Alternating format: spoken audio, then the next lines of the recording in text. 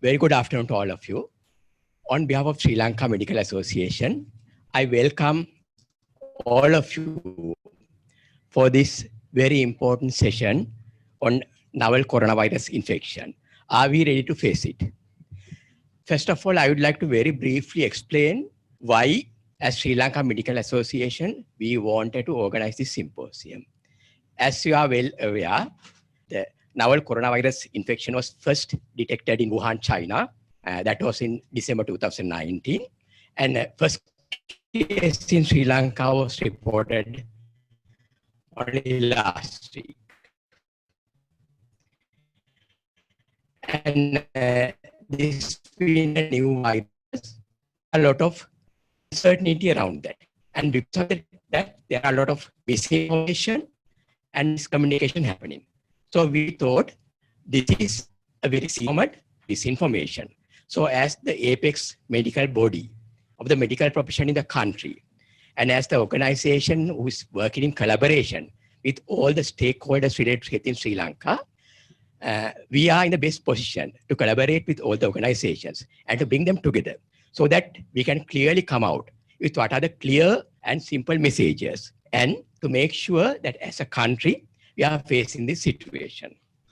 And I would like to thank all of you for attending this very important session. I can see large numbers coming, and we are communicating and sharing this information through a webinar as well, where again, a lot of doctors are participating.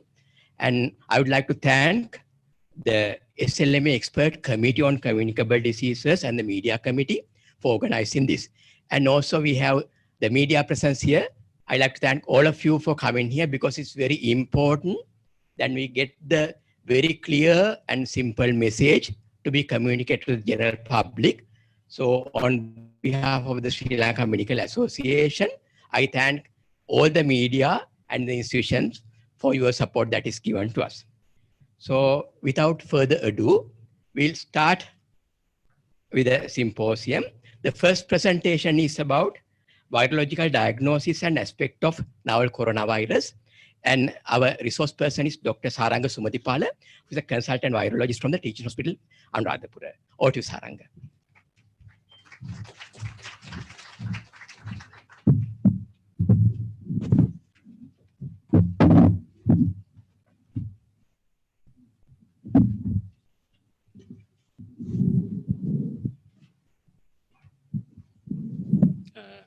Thank you very much. I wish to express my thanks to the Sri Lanka Medical Association for inviting me for this speech. In the next few minutes, I will be talking about the virology and the laboratory diagnosis of the 2019 novel coronavirus. Okay, this story, as we know, it starts around 12th of December 2019 in Wuhan city of China, with the hospital admission of individuals with severe acute respiratory illness. Later, it was found that most of them were working or had visited local open seafood market. In the days followed by, the numbers of such cases increased exponentially, with deaths being reported. The WHO was informed by 31st of December 2019, and the Chinese scientific community was able to identify coronavirus, which was never seen before anywhere, and it has sequence homology to SARS virus by 79.5%. And this new virus was provisionally named the 2019 novel coronavirus, or some people call it the Wuhan novel coronavirus. And soon, imported cases of this novel coronavirus started to appear in other countries as well. Yeah. As of 29th of January, yesterday, WHO official data shows that the infection has been reported in 16 countries, including China, with 6,065 confirmed cases and 132 deaths. But yesterday, unofficially got to somewhere around 8,000 the numbers of patients. Sri Lanka is among these countries. So the coronaviruses belong to a group of large viruses which are ubiquitous in the world. Okay. And if you look at this virus, if you look at this virus and positive sense RNA nucleocapsid covered by a lipid membrane, glycoprotein structures can be observed. And these spikes give the coronavirus an appearance of a halo or crown, which the name corona was derived from. These viruses attach to host cells via several receptors, specifically the angiotensin converting enzyme to the S2 receptor is the receptor of the host in the SARS-related viruses. There are other receptors as well. And this virus replicates and forms new viruses via viral RNA-dependent RNA polymerase in the host cell. If we consider the diversity of these coronaviruses, they are broadly divided into 4 groups as alpha, beta, gamma, and delta coronaviruses based on their relatedness of the genetic sequences. In humans, there are 4 coronaviruses in circulation, namely human coronavirus 229E, OC43, NA63, and HKU1. We have actually detected these things in our circulation as well in our country. And in fact, these coronaviruses are not in the spotlight as serious causes of illnesses until the discovery of the SARS coronavirus in 2002. Similarly, a second pathogenic coronavirus, which is the MERS coronavirus, was identified in 2012. Yeah. And coronaviruses can infect many vertebrates, animal species, including mammals and birds.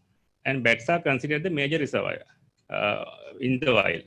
And from time to time, mutations which occur in these viruses permit them to infect other animal species. And humans can get these introductions of these zoonotic viruses, either via direct bat exposure or indirectly via secondary animal where the virus transits to the secondary animal species. And the secondary animal actually must have got this infection mainly from the bats. And human interactions could be due to contact of urine, feces, and other secretions of animals, or by consumption of undercooked, raw undercooked or contaminated animal products, which generally can be seen in food practices like the countries like China. Okay, and as far as the 2019, the novel coronavirus is concerned, the host or the source of this virus, the host is not identified yet, but there have been some publications, people say it comes from snakes, but they have again analyzed these the data available, the sequences, and it is suggestive that this is most probably from a bat species.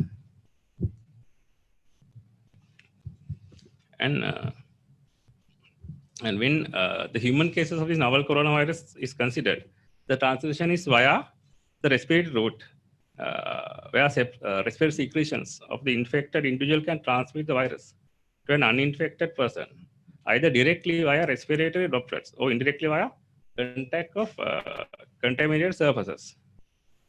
When this direct respiratory droplet transmission is considered, that large droplets rather than airborne virus, small particles contribute to transmission.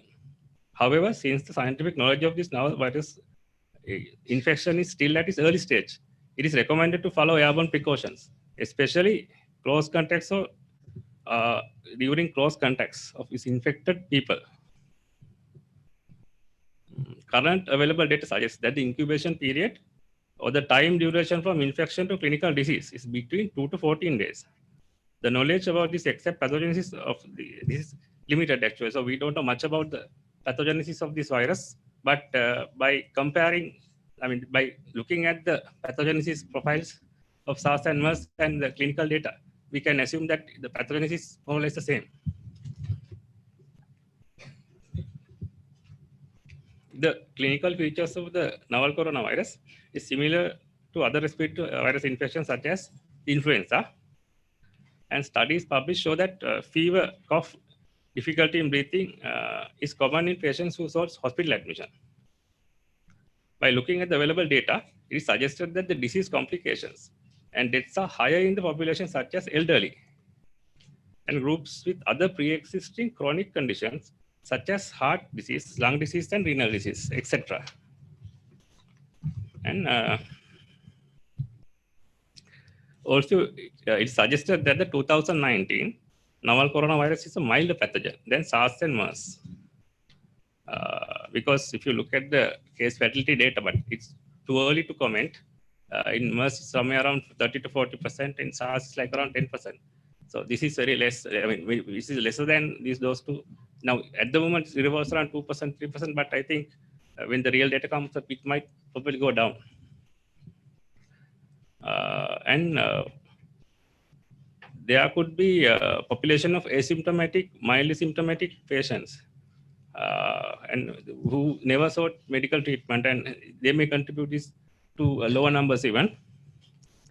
However, at present, the infected rate of this novel virus is apparently higher if you look at the other two viruses.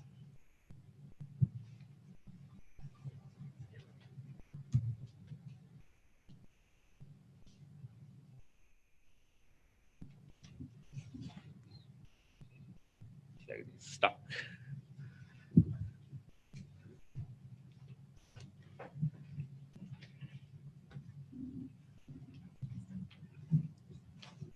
Yeah, sorry about that. I think the computer is just frozen for the time being.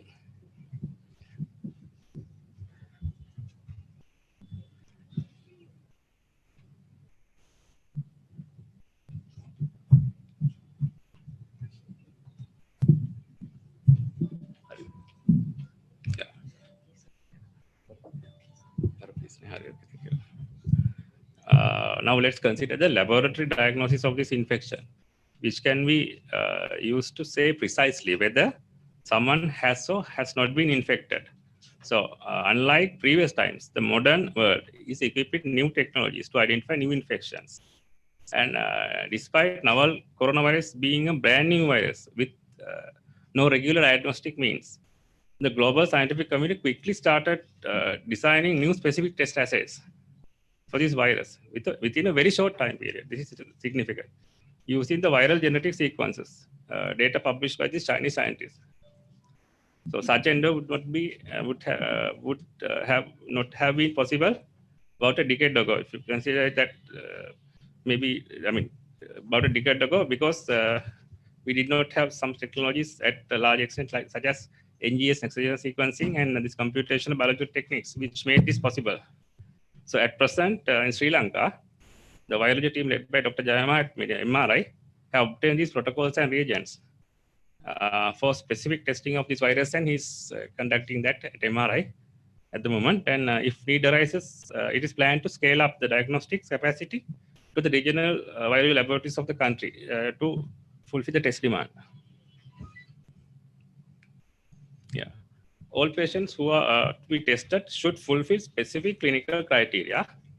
So what's shown in the slide is a section of the interim guidelines, which was published by the Ministry of Health, which gives a provisional guidance on selection of patients for testing. A patient should have clinical features of the disease, plus an epidemiological link to someone infected with the virus in order to qualify for the laboratory diagnosis. When collecting a sample for this 2019 novel coronavirus, the health staff must wear adequate personal protective equipment with it includes contact and airborne precautions. A respiratory tract sample is obtained and collected into the specialized container tube with the medium called the VTM, viral transport medium, which is used to stabilize the virus which may be present. And the collected sample should be maintained at lower temperatures, 2 to 8 centigrades, to minimize sample degradation, and should be sent for testing within 48 hours. The specified triple packaging, there is a requirement of a triple packaging to ensure biosafety and integrity of the sample.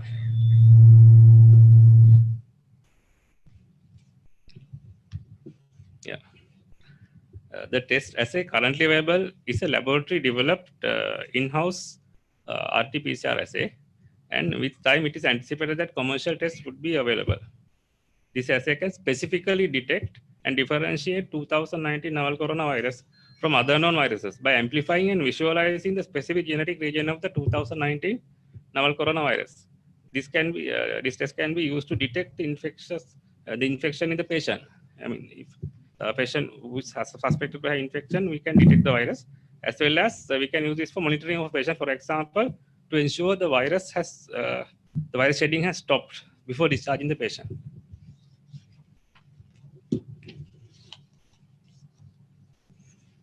Yeah, let me briefly talk about disinfection and infection control for this virus. Yeah. Since this is a respiratory virus, it is recommended that healthcare workers constantly adhere to standard precautions, contact precautions, droplet precautions, and airborne precautions whenever necessary. Proper hand hygiene practices are very important. They are a very important step in prevention of acquiring and transmission of the respiratory viral infections. Generally speaking, proper hand hygiene is better, best option in preventing a respiratory tract infection. And since this is an envelope virus, it is highly susceptible to many disinfectant agents, including detergents and alcohol-based disinfectants.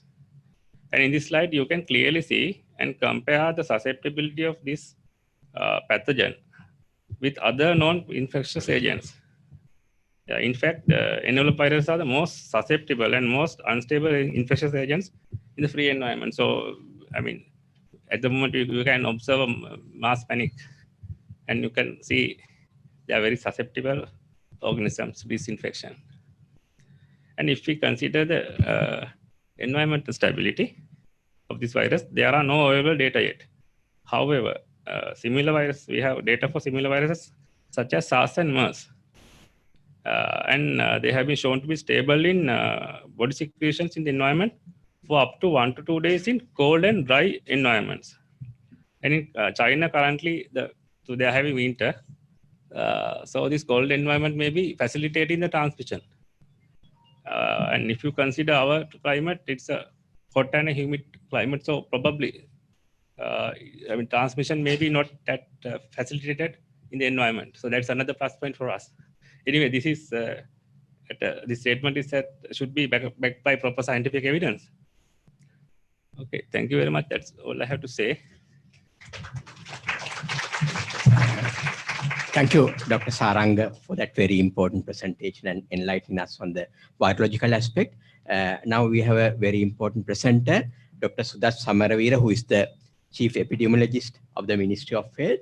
And he'll be talking about the epidemiological aspect and the steps taken by the epidemiology unit. Over to you, Dr. Samaravira.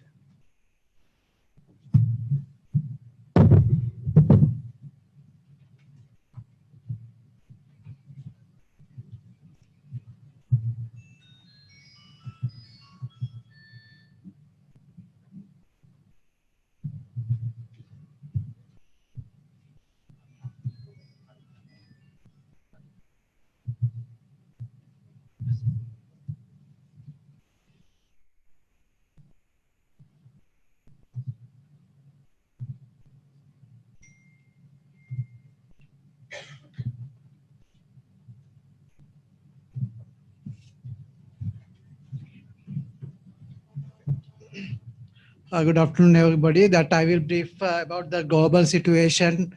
I think most of the you must have known already, and the previous presenter has touched some of that. If you go to the timeline on December 31st, the Chinese authorities has informed that they are encountering with pneumonia with unknown etiology, and the National Health Commission China informed that outbreak is associated with exposure to one seafood and animal market, and they have closed on the January 1st. They have closed this market for the sales and sales. On January 7th, they could identify this is coronavirus, and it is named as 2019 novel coronavirus. And January 11th. The first death reported because of this illness.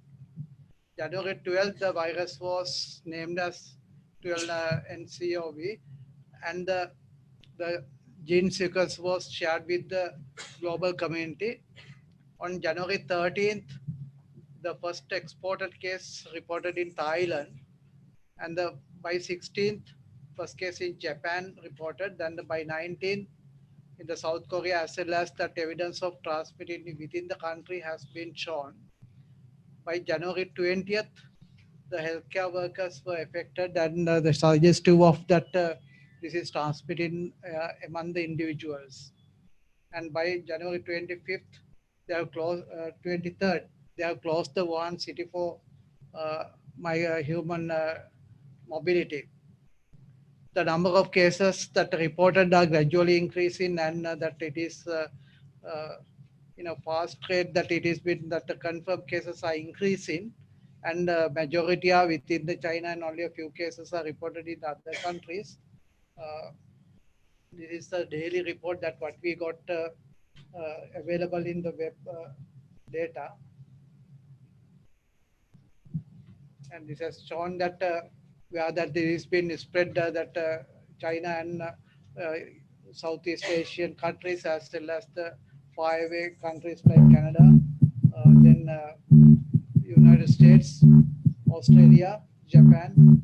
These cases are reported, and the thing is, the majority of these cases are that is reported from outside China are mainly that they are having a link with the Wuhan city, that who are coming from the Wuhan city are the majority of those people, and a few cases are there that has been had the close contact with the confirmed case. This is the frequency of case reporting. The most number of cases reported outside China is in Thailand. It is 14 number of cases.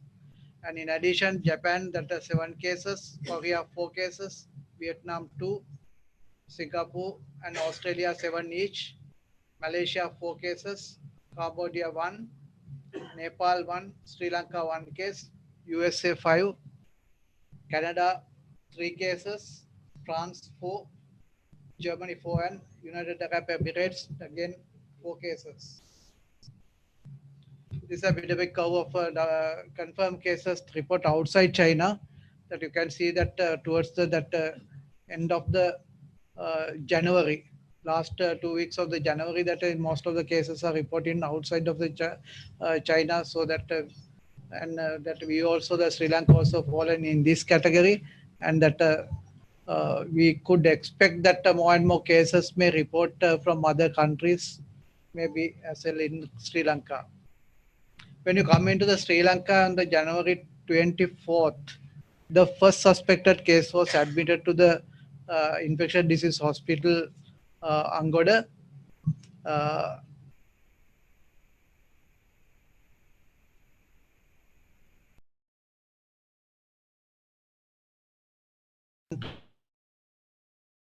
On January 15th, and the January 25th, 2 Chinese nationals were admitted.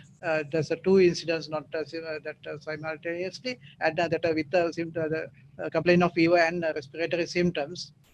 Both are in early 40s.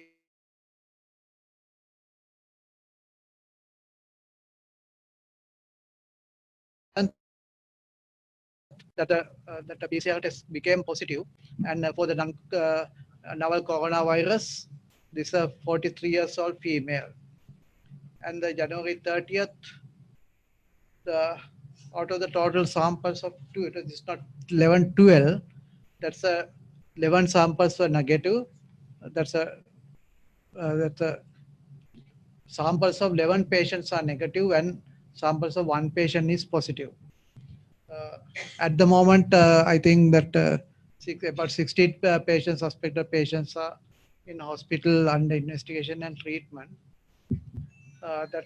There's an early publication in the Lancet, that's the one from Van et al., comparing that this novel coronavirus with SARS and MERS. And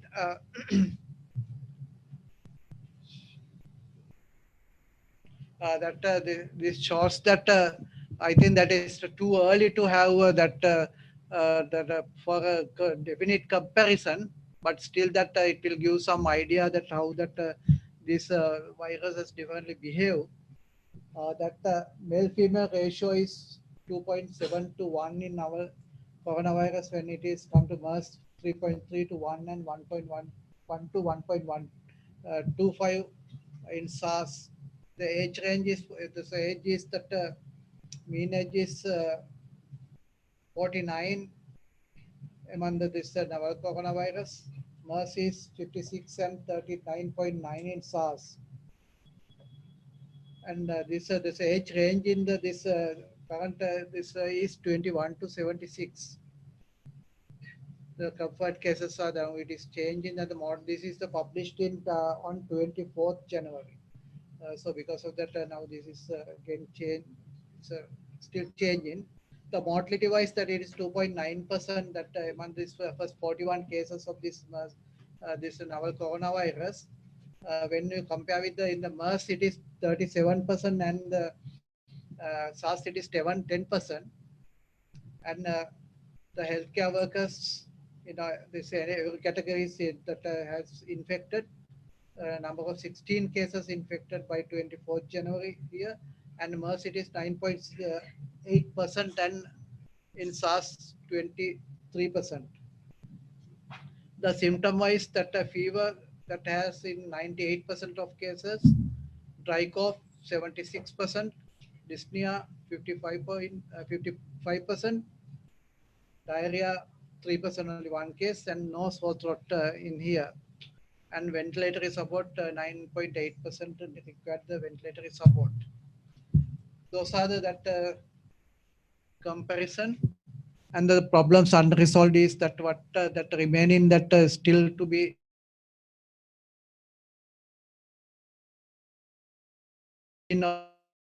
of the disease still that suspicious is there, as the previous speaker told that it is maybe that bats and snakes, but still that is not that confirmed. The duration of transmission in humans also that is still that we don't know exactly. The ability to infect the other animal hosts is still at dark. Pathogenesis of the human infection and the quantification of subclinical and asymptomatic infections, risk factors for infection among the healthcare workers, etc. These are still that problems that is being faced by the people that medical community to answer. When you come into the Sri Lanka, that we told that one that Chinese national is infected. There's no other cases. There are so many that suspected cases. Most of suspected cases are out of fear. It is they don't fall within the this epidemiological surveillance case definition. Out of the fear, they got admitted. So some of the patients, I think Dr. Ananda will tell you that they were discharged on the same day because they are not filling the criteria. So anyway, that now that in the community there is that a certain discussions or arguments going on that what should we do to contain this or the control this or the prevent the introduction of this disease into the country. So that there are the thing is that we are facing two main things that that's this is as that I told earlier that most of the cases that introduced in other countries that are directly having the link with the Wuhan city, and they are coming almost all the cases are coming from China. So then we are having the facing the problem. What we do about the people coming from China? There are three main categories that we can see that the people coming from China. One people are our own Sri Lankans who are studying there and returning because of that and because of the vacations. The second category is that the Chinese workers that who are working here, that they are gone for the holidays and they are returning that for work back. The third category are the tourists that they are coming, that there is large number of tourists has come, that we have identified that many people from Wuhan city before that it is been closed, that people came here. And now that risk is there, not there, but still that from other cities that there most many people are coming. So there are some things that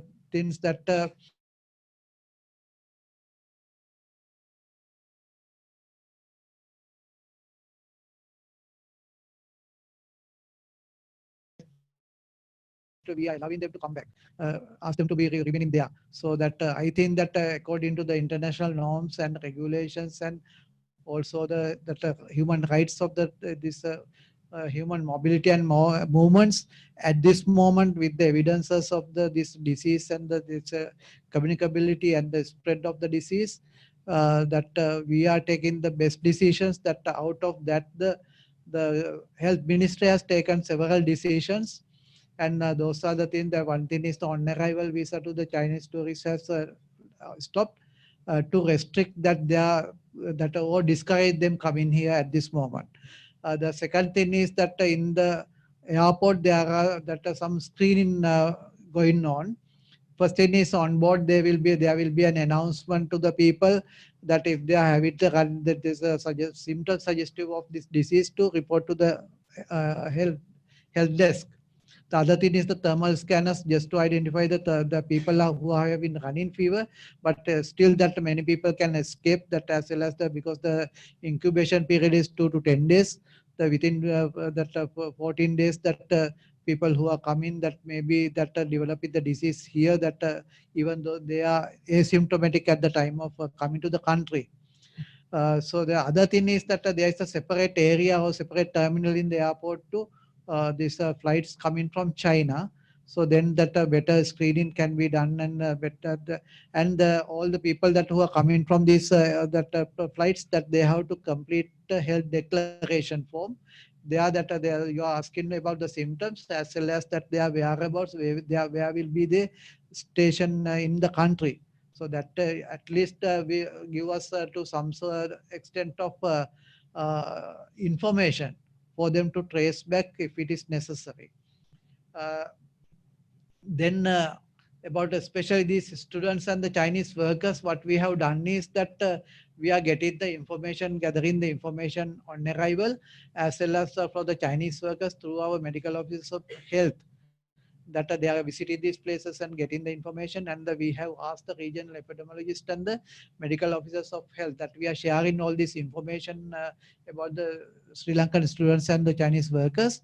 They have to go to visit to these places and homes, and follow up until 2 weeks time, whether they are getting the symptoms. And if they are getting symptoms, they will be getting admitted to the identified hospital. The main hospital is the National Infectious Disease Hospital, Angola. In addition to that, 12 other hospitals, at least one in province, we have identified if it is necessary to admit these patients and to investigate and treat. And that is the one thing that we are doing. The other thing is that the students that who are trapped in the Wuhan, that the people that who are coming, Wuhan has the direct link with the most of these cases. So because of that, the Minister of Health has taken a decision with the discussion with other authorities to retain these people for 2 weeks at a facility at Deotala military base, and to watch them for 2 weeks to ensure that they are not getting these symptoms or getting this illness. If they are getting that, they will be treated. Otherwise, after 2 weeks time, they will be discharged, or they allow them to go home. So that is the scenario. That is the main thing that we are doing. And in addition to that, behind that we are doing many things. And there are scare that because of the out of the scare, that actually that we have to counteract, rather than the disease and the transmission, that to counteract this panic situation, that people are wearing masks that are going on in the community, that even that it is not been introduced, so we don't have any evidence that the disease is spreading in the community, that people are wearing masks irrationally. And that parents are that getting giving telephone calls and asking us whether to send their children school. And some parents from the international schools and calling us and asking us that there are some Chinese students there, so that should we, our students should, our children should send home. Then we advise that they ask us that can you assure that our children will not get the disease. So some that's difficult to answer questions. So likewise, there are so many things, even that I think the villages in the IDH area had some get panicked and some agitated against the hospital. And even that we can see that in the Badulla hospital, that some statements going on that they are not having the facilities to encounter that entertain these patients. So because of that, it is a unwise decision that taking the decision to take these people to Diyatala. So many of these things that we have to counteract. I think that as the learned medical faculty, I think you can do a very big role here to pacify these things and also to give the positive feedback to the community as well as to our own medical and health personnel. I think that your support, we expect that your support will be received here. And thank you very much for this opportunity, Professor Indika and that SLMA to share this information. Thank you. Thank you, Dr. Sudath Samaravira, for clarifying many of the concerns and issues. And one of the main objectives of this symposium is to correct some of the misinformation and miscommunication. Now we are inviting another very important resource person to speak.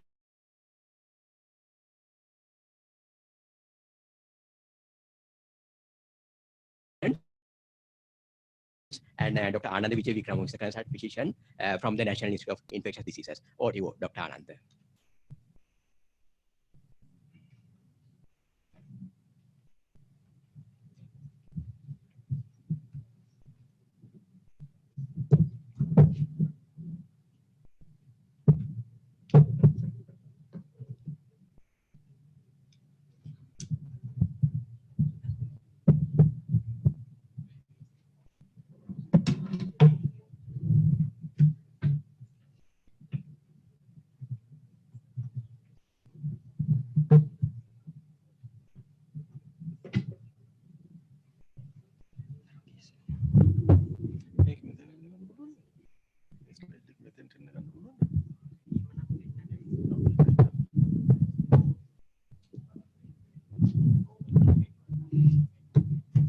Thank you very much. First, I would like to thank the SLMA for organizing this seminar and the importance of which is obvious with the crowd here. So I thank you very much. On the other hand, I'm sorry that probably most likely I will not be able to live up to your expectations because my knowledge is very poor on this. But on the other hand, I'm happy that because your knowledge is also poor on this.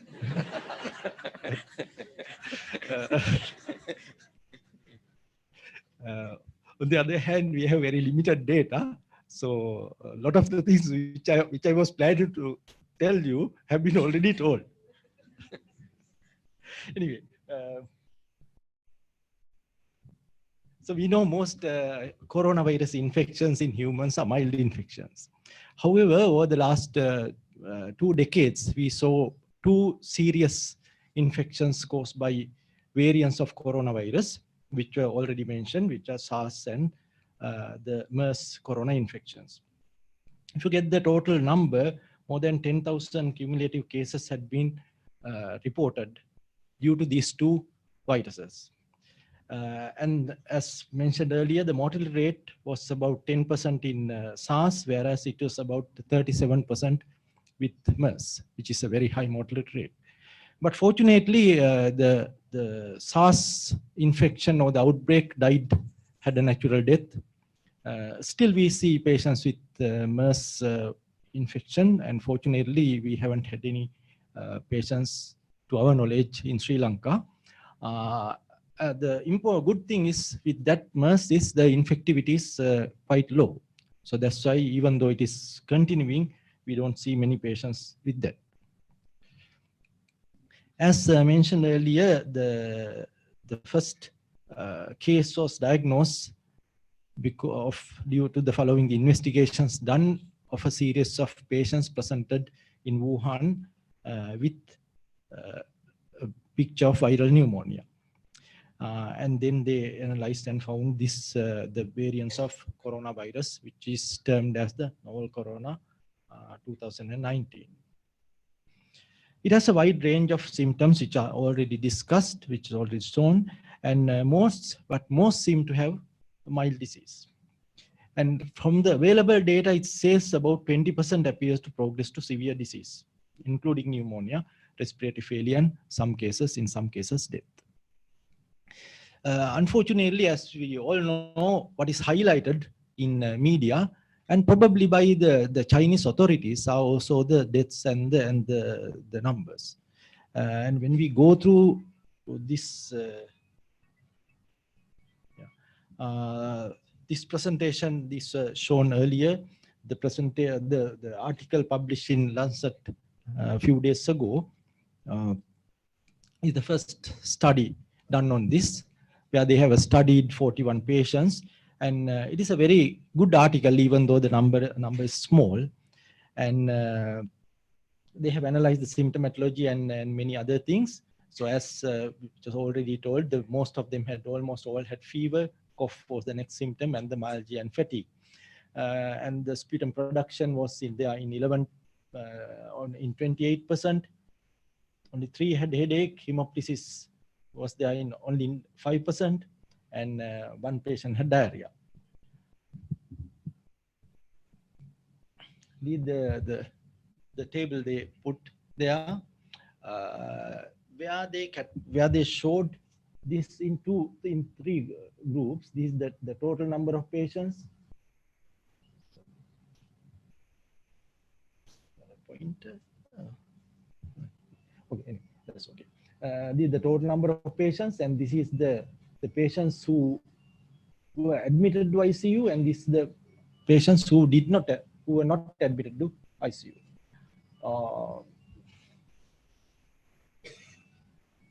So these are the symptoms, and as you can see, most of them had cough, and then myalgia, sputum production, and other symptoms they have analyzed. The important feature they have highlighted in this is this: from the day of onset of fever, they have put this chart, which gives very interesting information. Now, the mean day of admission of these patients is the day 7 of illness from the onset of symptomatology. So they have been having this illness for 7 days, and maybe they sought medical attention, but they got admitted on day 7, which means the condition got worse or necessitated admission around that time. And then the mean day of developing dyspnea is day 8. And then the mean day of developing acute respiratory distress is day 9. And the intensive care, again, the mean day was day 10 and a half. So which shows that they develop all these things in the latter part of or after 7 days, basically. All these have happened after 7 days. So whether this is due to a primary viral infection or immunological mechanism or due to secondary infections, we don't know still. All those are possible. So again, the same things, the median duration of illness to onset of dyspnea was 8 days, median time of onset to symptoms of first admission was 7 days. To mechanical ventilation was 10.5 days, and similar the ICU admission. And other interesting thing is the range of this is 8 to 14 days to develop ARDS. So these are very interesting findings, I thought. In contrast, generally what we see in influenza is usually people develop severe illness or real symptomatic illness around day 5-6, earlier than this. The radiological changes shown by the CT scans were out of 41, 40 patients had bilateral involvement. The typical findings in the ICU admitted patients were the bilateral multilobe and subsegmental areas of consolidation. In non-ICU patients, they showed bilateral ground glass opacity with subsegmental areas of consolidation. So maybe similar. And in some patients later, which showed bilateral ground glass opacities. The management, when you come to management, again, the knowledge we have is very little. What is recommended is the early recognition, immediate isolation, then implementation of appropriate infection prevention and control measures, and the provision of optimized supportive care.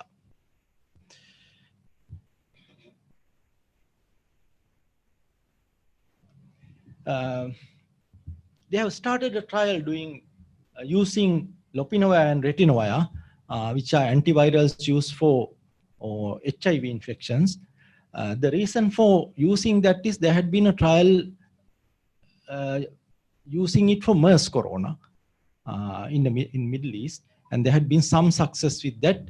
And that is the reason they have started, that they are at the moment they are doing the trial according to this article. So maybe there's some effect on that. And most of these patients was out of these 41 patients, most of them were started on oseltamivir and then broad spectrum antibiotics, but still the mortality rate was quite high.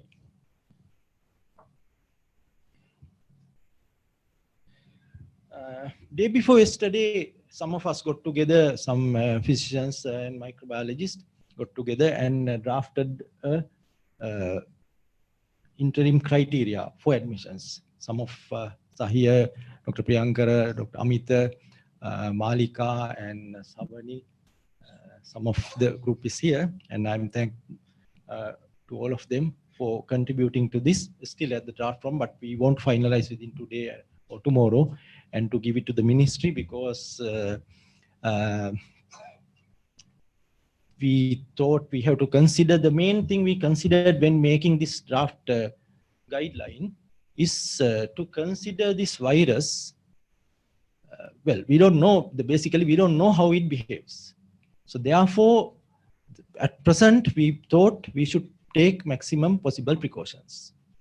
So it is with that in mind, we prepared these guidelines. And also when making these guidelines, we went through the WHO guideline, the UK guideline, and the CDC guideline.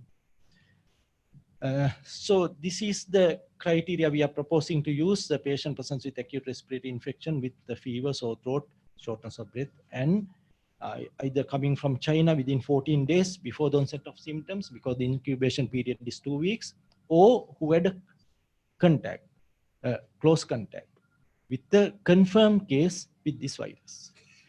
This we have to discuss still. Close contact is defined, we thought of defining this as living in the same household or a patient who had direct contact with the body fluids of the patient. So we still we are in the process of discussing this. At the moment, there's a lot of panic caused by the definition given by the WHO, because the WHO says all this, and in addition they say, in addition to this, if somebody had basically sort of any contact, like who had been within 2 meters of a patient, like.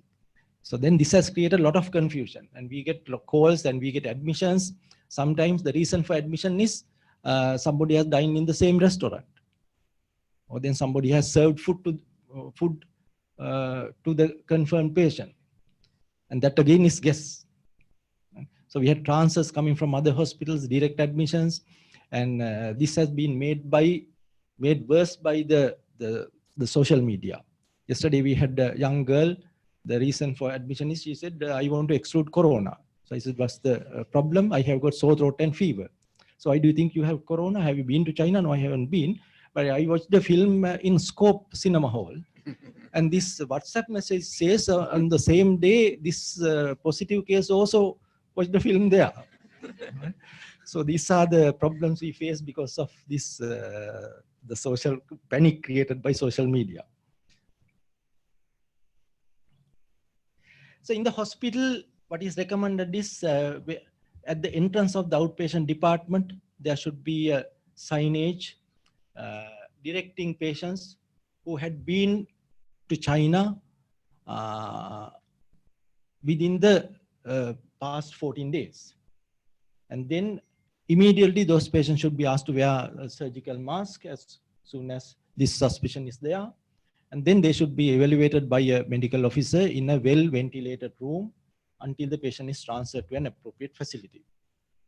And then we have to limit the caretakers, number of caretakers and visitors, and then healthcare workers should wear appropriate personal protective equipments and perform hand hygiene.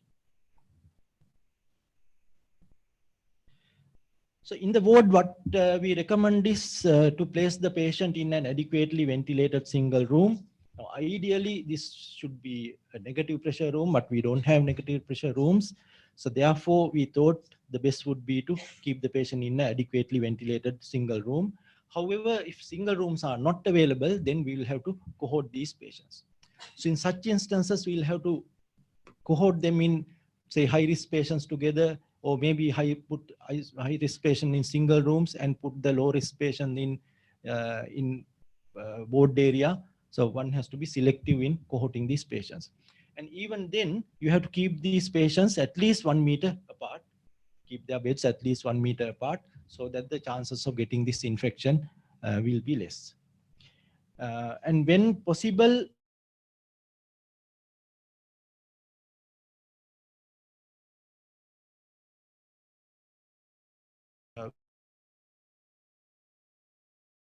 of 2-3 days, and then they can change for the next 2-3 days.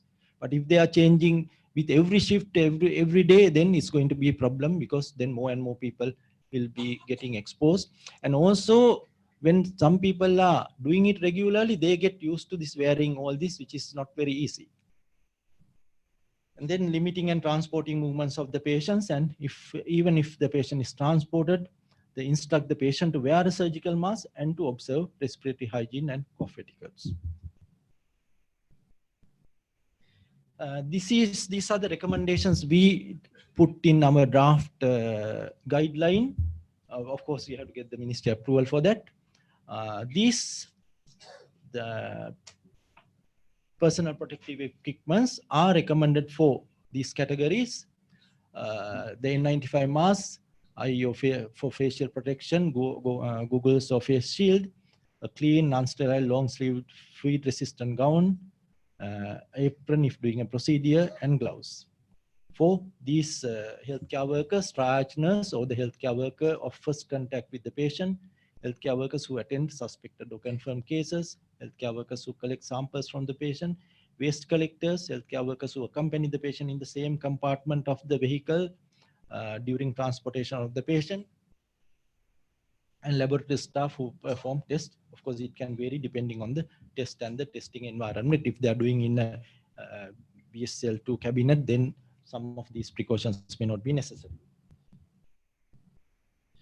Then we thought of recommending surgical masks for all patients to wear at all times, and it has to be changed at least 8 hourly, and then to caregivers and visitors, and not for the general public, of course.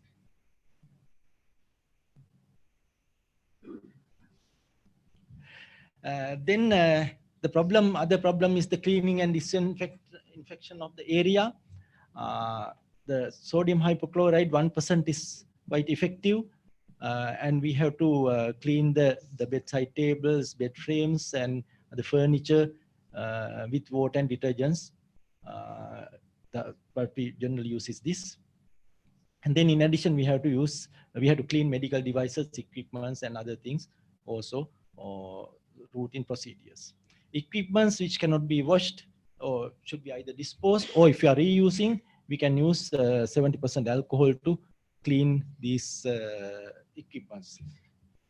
Of course, drinking will not prevent the infection. So will we get it? Well, we didn't get SARS, but we got H1N1.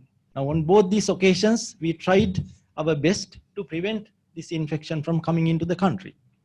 The Ministry of Health and many other organizations tried these things. I think the reason for not getting SARS is probably died down very quickly. On the other hand, the influenza came. Initially, we were isolating all these patients at IDH, and but then after some time, it went into the community. And in the present context of this global transportation, it's very difficult to contain this sort of infections. However, we have only one patient at present, and the transmission in other countries are low, except in China. That is the other interesting thing. Even though there are cases reported, almost all of them are related to Wuhan, or if not, they have been a close contact or family member of a patient who had come back from Wuhan. We don't know, as mentioned earlier, there can be effect on the environment and the temperature. So hopefully, since we are in a more warmer climate, we might be protected. Who knows? So that's very good.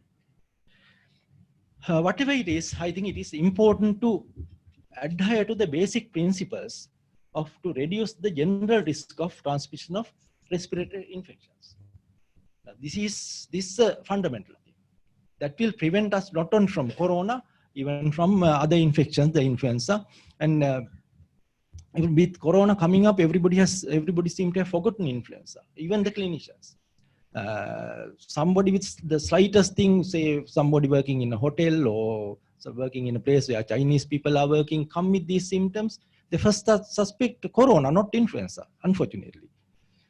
But we have influenza and still people die of influenza. That's the problem.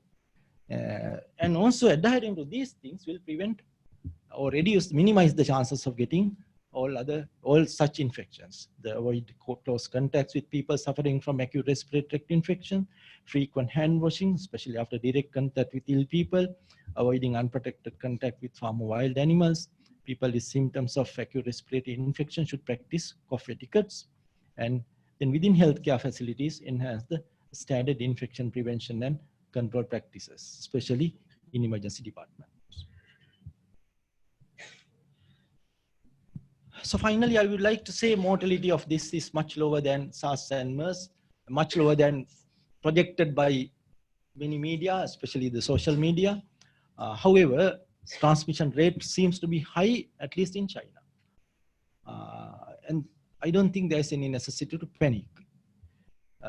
It is important to take general measures to protect from respiratory tract infections. Thank you.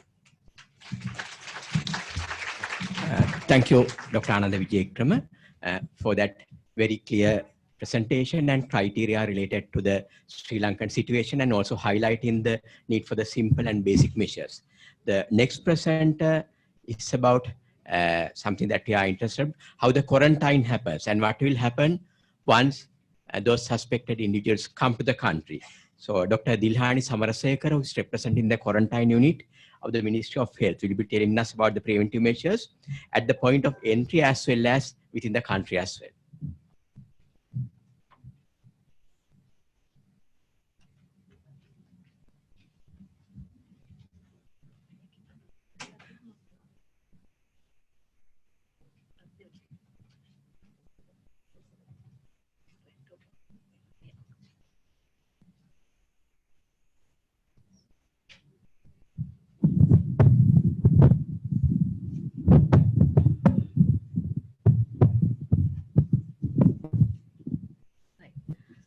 Thank you very much. Actually, yeah, okay. Most of the speakers, they have mentioned most of the things in my presentation also.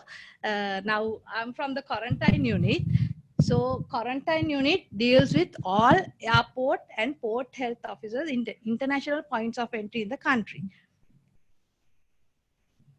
So I just brief Sri Lanka, there are national co-focal points for IHR, International Health Regulations. So quarantine unit and epidemiology unit are these IHR co-focal points. So if there's, that means the national center designated by each state party, which shall be accessible at all times for communication with WHO IHR contact points under these regulations. So IHR covers mainly 19 technical areas. This was happening for the past few years. So we are working with several other sectors, not only the airport aviation, animal sector, plant sector, every sector. So we have already been developed these contingency plans for the airports and ports. So what are the preventive measures taken in Sri Lanka at POEs? So BIA is a designated port, airport, Colombo port is a designated port. We have only 2 designated points of entry in Sri Lanka out of these international points of entry. So this designated BIA has, now we have developed the medical services mainly at BIA, not in other points of entry also there are medical services, but as BIA is the designated points of entry, and also during this case, most of the passengers are coming to the airport through BIA. So most of the measures are taken at BIA. So we conducted a meeting with ASL and other stakeholders at BIA to face this situation. So, and also another meeting has been conducted at Sri Lanka Ports Authority. So, as one of the previous speakers mentioned, announcement was given to all the flights arriving to Sri Lanka regardless of the country. So, you must have seen 2 video clips. It takes only a few minutes to see. So, this video clips was in the airport since last week.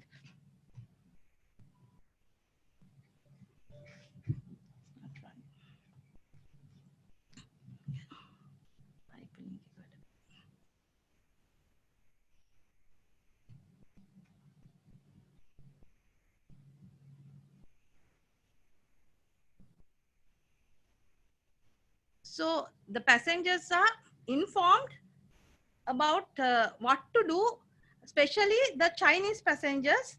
They are, as previous speakers mentioned, they are taken from a separate terminal and they are given the health declaration form and referred to our health desk or the doctor if they have any symptoms.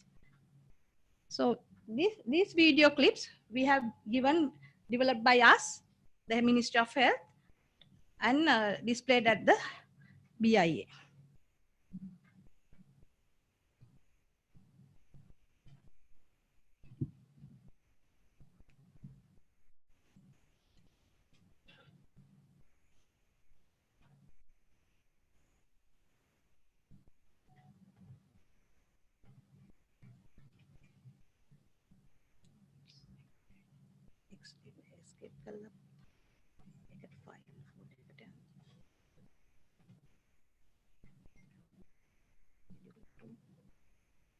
So that is for the people coming to BIA, asking them to go to the health office if they have a symptom. This video clip, after coming to Sri Lanka, if they develop any symptom, asking them to go to a hospital and mention their about their foreign travel.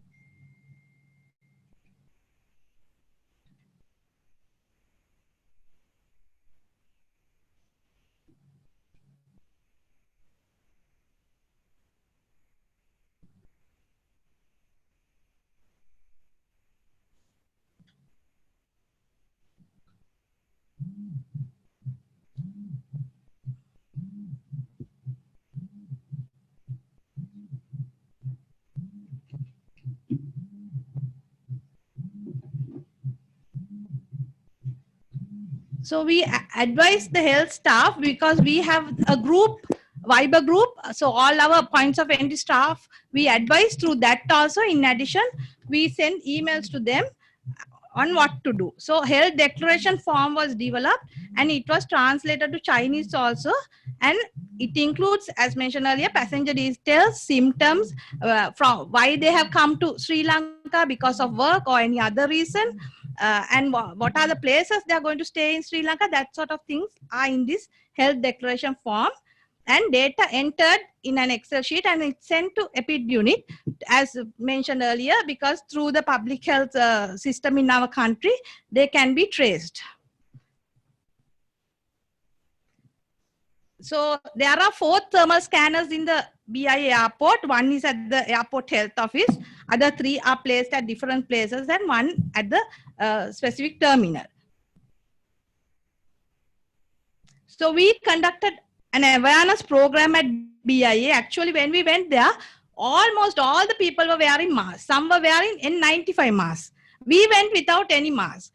Even some people are inside the cubicle, actually we could do, but when we explained, most of the people, I didn't show the image with the mask, some people removed because some are not in contact with the passengers. So we explained them what to do and how to manage if contacting passengers. If the passengers are coughing, we advise them to give them a mask and ask them to sit at a place and refer to our health office for further management.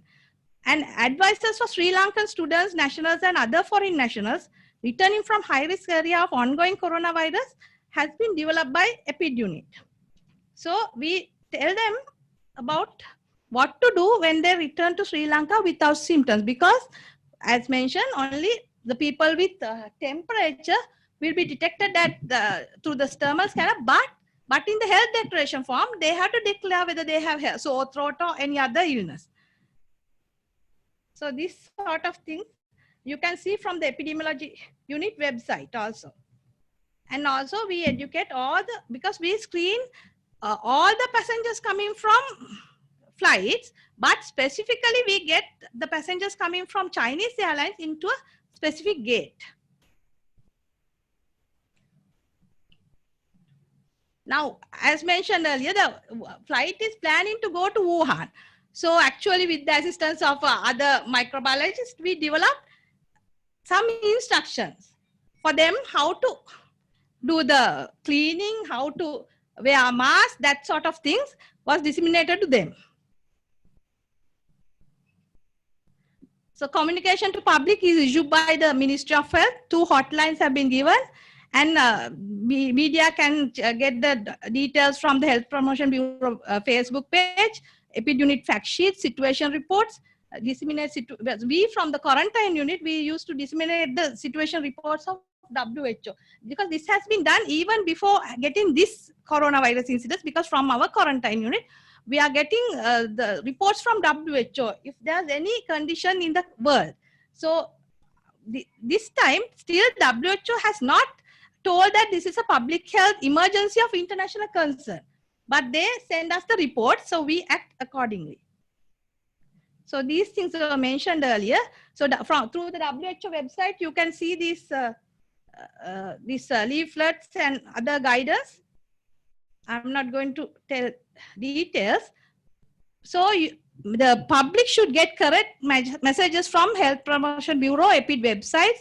Using a mask incorrectly may actually increase the risk of transmission rather than reduce the risk, because some people ask which way to wear, blue side out, white side out, that sort of thing. So usually they have to wear the blue side out. So there are 3 layers, that sort of things were told to the staff at BIA who are handling with the patients or suspected people. So there are 3 layers, those things are disseminated to people. So thank you very much. So if you have further questions, we can answer them during the question and answer session.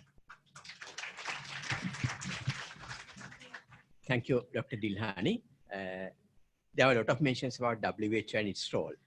Now, Dr. Sapumal Dhanapala from WHO Country Office will be discussing with us about the role of WHO.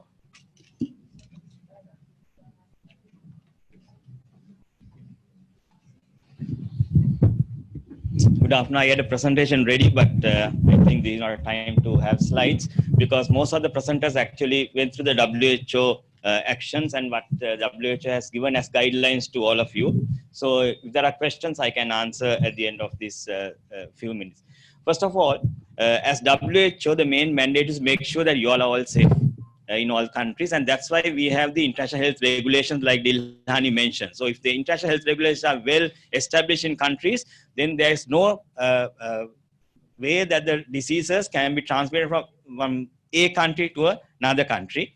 And it's a mandate of the country, if it's undergoing some outbreak or epidemic, to control or contain as much as possible within their borders, right? And that's why the IHR is there and inform all the global international health regulation partners through WHO and other international agencies.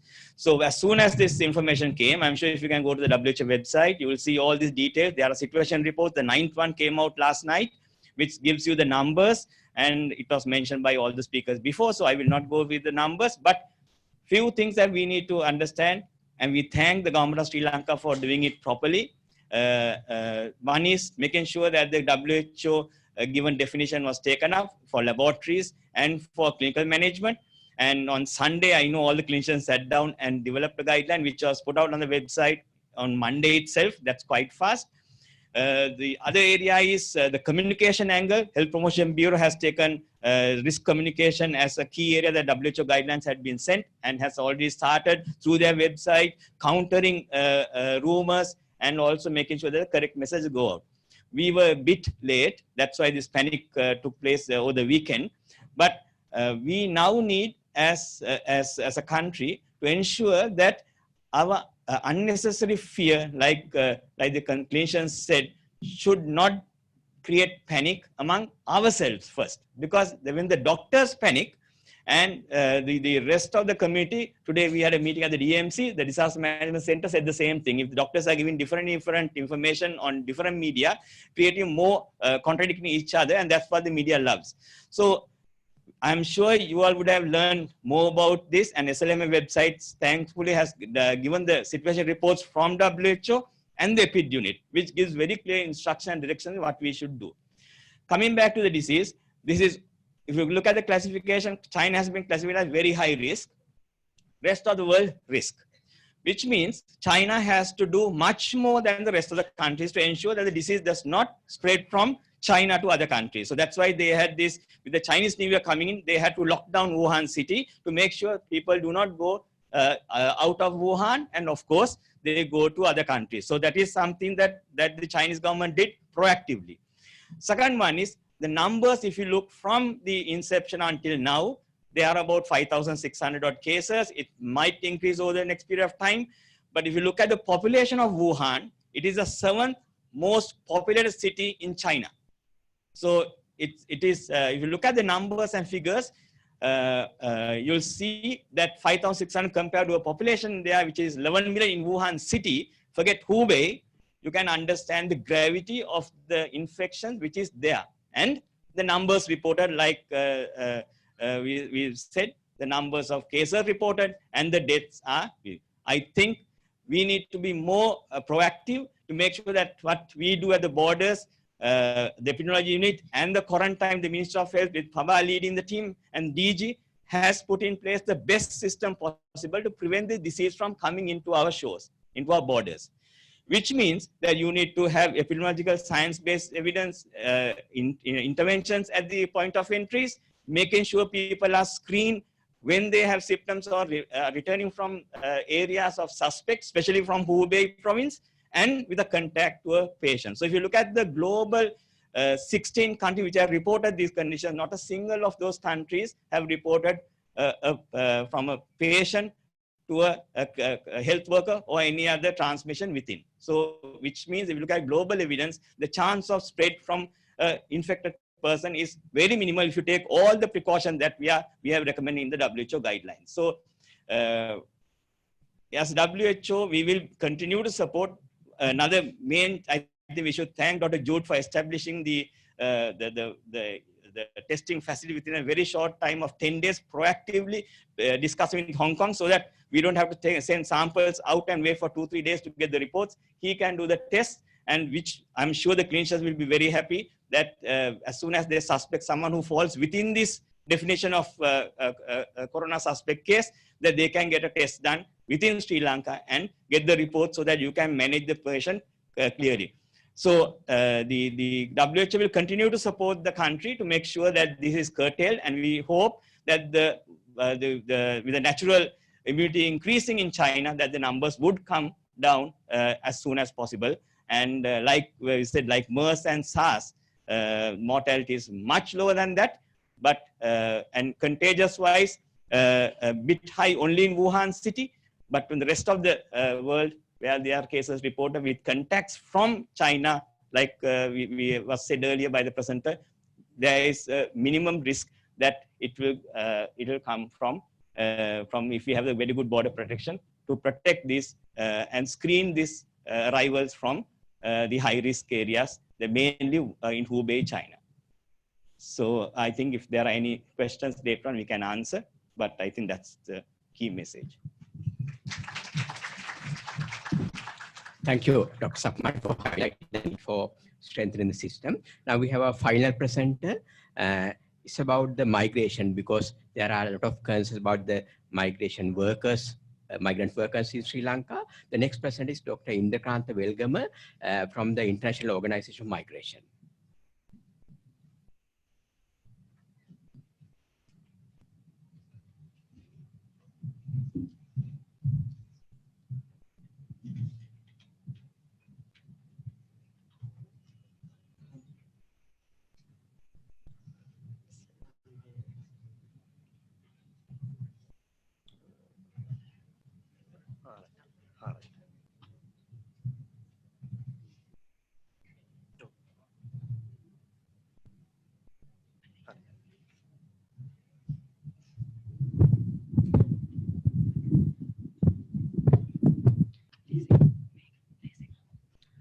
afternoon, ladies and gentlemen.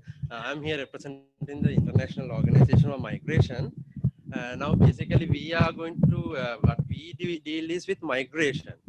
And we will be talking, we don't have a specific role as such, but in general, everything about migration is our role. So that is why we are going to talk about this, because now the 2019 coronavirus outbreak has a lot to do with migration. So if you look at what the definition of migration is, it is the movement of a person or people away from their usual place of residence. Okay, it can be either internally within a country or it can be internationally as well. So the reasons for migration, if you look, are numerous. People migrate a lot for employment, education, economic benefits, and for residence as well. So if we look at the current global migration trends, we can see that according to the IOM global statistics, nearly 1 billion people move throughout the world, and 30% of them are only moving out of their country from one country to another country, whereas 70% or more are usually moving within their country. So if we look at the current novel coronavirus outbreak, it started from Wuhan in the Hubei province in China. So if you look at where Wuhan is, it's like the commercial hub of central China. It's situated somewhere in the middle of China, and it is where the main commercial activities of central China is happening. So there are lots of people who are working there. There are industrial zones, there are educational institutions, there are commercial interchanges. So lots of outsiders from China, other areas of China, are working inside in this Wuhan region. And also it's a transportation hub. That means like people from one region come there for exchange of goods, and then they take to another. So a lot of people move around in and around this Hubei province. So that is one of the reasons why this the disease, which was supposed to have started in the Wuhan city, rapidly spread to all parts of China. The main reason is the internal migration. And the other thing was, like, this is, if you look at the Chinese New Year, this is the time of the period where they have the holidays. So people in working, especially the labor population, the students who have been in and around Wuhan would have gone back to their hometowns in other parts of China, taking the disease with them. So that is why it has rapidly spread throughout the country. And then now we see that it is spreading out of China as well. Again, the reason is we have lots of Chinese people working outside in other countries, including Sri Lanka. People who are from the Wuhan region, who have gone home for their New Year, are returning. And this is one of the reasons why this epidemic is now crossing the borders as well. So what is IOM and what is IOM's role? So IOM is actually the leading intergovernmental agency. It's a United Nations related agency which works with all governments, non-governmental organizations in relation to migration. The main aim is to promote what is called safe, orderly, and regular migration for the benefit of all. That means benefit of the migrants as well as the sending countries as well as the receiving countries. So that is the main aim of IOM. And IOM itself, in this context of migration, has a migration health division apart from various other divisions in relation to migration. So in Sri Lanka also, IOM was established in 2002, and we have a migration health division which works in close collaboration with the health ministry. So with regard to the migration health division of IOM, there are three main pillars of migration health that we advocate for. One is the health assessments and travel assistance. That is, people traveling from one area to another area, they need to undergo health assessment. They need to be healthy. That is for the benefit of the migrants as well as for the receiving countries. The second one is migration health governance and health promotion. The receiving countries need to understand the importance of health among these people who are coming into their country. Third one is health emergency response. So like in health emergencies, such as in Ebola or in disaster situations, we can see lots of people either migrating out or out of their country, out of the disaster area, and there's a lot of displacement, and in which case, lots of health-related assistance is needed, and IOM is there to assist them. So with relation to migrant-sensitive healthcare services, now this is something which is important because this deals with, like if we take migrants, if we are like even within a country, people from different areas will go into different areas. That means they will have different cultural aspects, they will have different languages. And this is, now if we take this current epidemic where the Chinese are concerned, one of the main drawbacks or one of the main challenges that Sri Lanka is facing is the language barrier. Now, if we take the Chinese, most of the Chinese are actually in the labor population. And there are lots of Chinese probably from the Hubei province who are coming in. And they, apart from Chinese, have very little understanding of other languages. So whatever information we try to get from them, whatever information we try to give them, they will not be understanding. So it is very important that we address these migrants in a migrant-sensitive manner. So there are 3 C's what we talk about in migrant-sensitive healthcare services. One is communication, as I told you. That is the language and the cultural sensitivities of the migrants that we are addressing. If we address them in the wrong way, they will not understand us. Second one is the continuity of care. So that is like we should have some way. Now, if we identify, for example, a person with a disease, that person, after identification, what are we going to do? We should have some plan for that. And third one is confidence. That is, we have to impart the confidence on the migrant also, that if you are detected here, you will have some action taken on it. That means, like, if somebody has a disease and comes here, for example, a Chinese person with symptoms of novel coronavirus, now he will be knowing that he is having a dangerous disease. That is his perception. So once he comes in and we ask him about the symptoms, he might try to hide them because he will not have the confidence to tell us because he won't know what the repercussions would be. So that is again something we should need to think about. And finally, the IOM Migration Health Division is currently conducting health assessments. We have 2 health assessments, the outbound, which is conducted for Sri Lankans going abroad, and the inbound health assessment, which we conduct on behalf of the Health Ministry for resident visa applicants coming into Sri Lanka. For outbound, majority are Sri Lankans, so we just do what is called a scanning. We ask them the symptoms, and if there is any positivity, we inform the quarantine unit, but otherwise, we do not, we go ahead with the procedures. But for inbound health assessment, the inbound health assessment is for non-Sri Lankans, foreigners coming into Sri Lanka requesting resident visa. So they have to undergo this program, this health assessment within 1 month, technically, after they arrive in the country. So here what we do is we work in close coordination with the quarantine unit and the Department of Immigration. And currently for this coronavirus epidemic, we have set up several specific procedures. That is, all applicants coming from China, we have delayed them, the health assessments for them to be done only after 14 days of arrival in the country. And then other thing is, even other nationals, not the Chinese, but Chinese plus or any other foreigners coming in, we give them, we do what is called a surveillance. We give them a questionnaire, find out whether they have been to China or any other region which has had this disease, and also we have find out whether they have any symptoms. And if so, if there are any positive cases, we inform the quarantine unit. Also, we do what is called the temperature recording of such applicants, just to ensure that they do not have fever or any symptoms.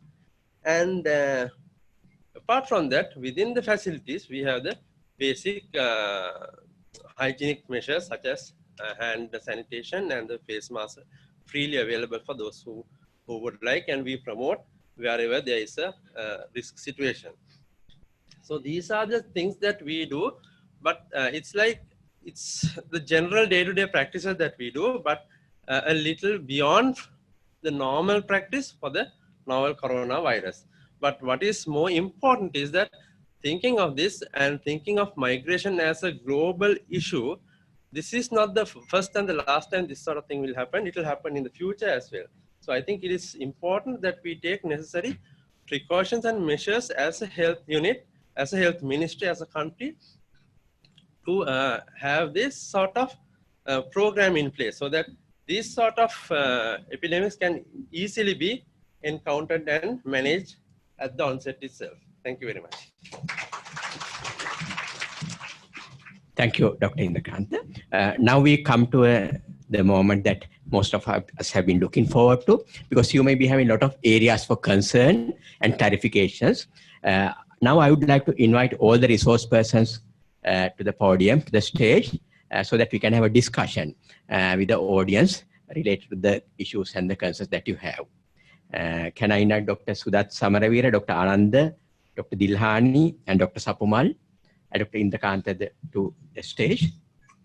And you can ask questions in whatever language. ජනමාධ්‍ය සඳහා සිංහල හෝ ඉංග්‍රීසි භාෂාවෙන් ප්‍රශ්න අහන්න පුළුවන්. ඔබට සිංහල භාෂාවෙන් ප්‍රශ්න අහන්න අවශ්‍ය නම්. ඒ වගේම දෙමළ භාෂාවෙන් අපි විශේෂයෙන්ම සකස් කරලා තියෙනවා තොරතුරු පත්‍රිකාවක්. We have special leaflet in Tamil as well. So all of you are free to ask any questions or concerns from any of our audience, and please identify yourself and keep your question very briefly.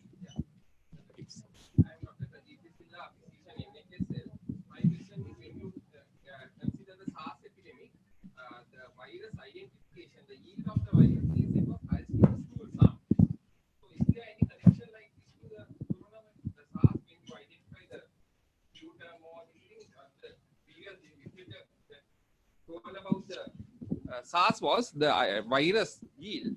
The virus was mostly identified of the blood or other things. The stools had the highest yield. So there nothing mentioned anything about the corona and the stools. Is there any connection, or can you give anything on that? So there's a light request. Can you move to the microphone? Yeah, I think I can answer the question. The thing is, yeah, okay.